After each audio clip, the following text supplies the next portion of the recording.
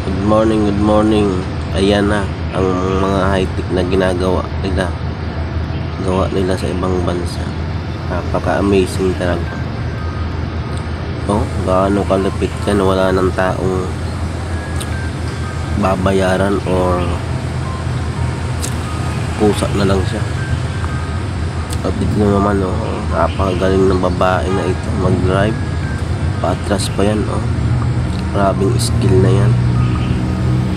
Napakalupit ng skill nito ni ate. Gaano kalaking truck na yan, napaka basic na basic lang sa kanya. Amazing skill talaga, ang galing, hindi nyo ba, kalupit. Ito naman, lumpia, tinagyan ng karne, nahulog. Ito pa, pinagyan pa ng yun, pinalangoy pa yung machine sa maintatubo.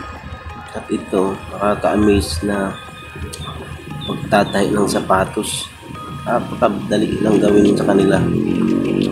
Gaano kabilis yan gawin sa kanila, napaka-quality, kalidad ng nila trabaho.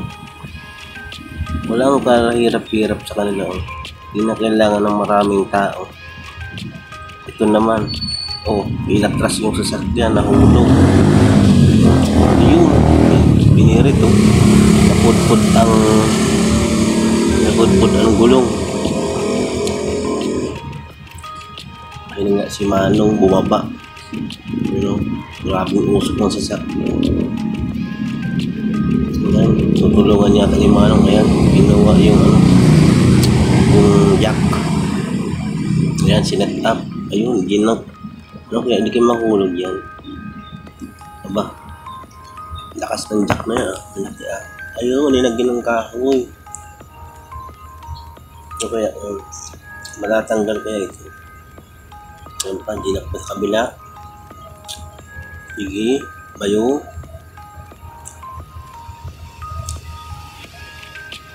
Ayun, ayun, nilagyan pa rin ng kahoy. Hindi na ba?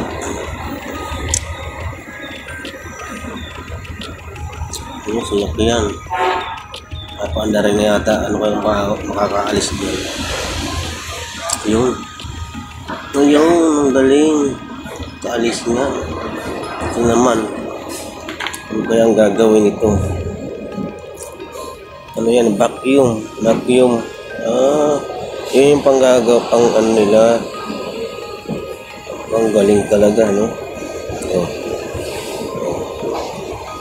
At ito naman, ito pang bubong. Ba? Ito pang rooftop. Ang galing nito, iwas di maulanan talaga. Ayun, nagkata, pinaligtad nila. Aba, napakadikit talaga, mahirap talaga. Napasukan pa ng tubig yan. At ayan pa nga, mismong sa bubong na, napakagaling ng mga idea nila. Ayan,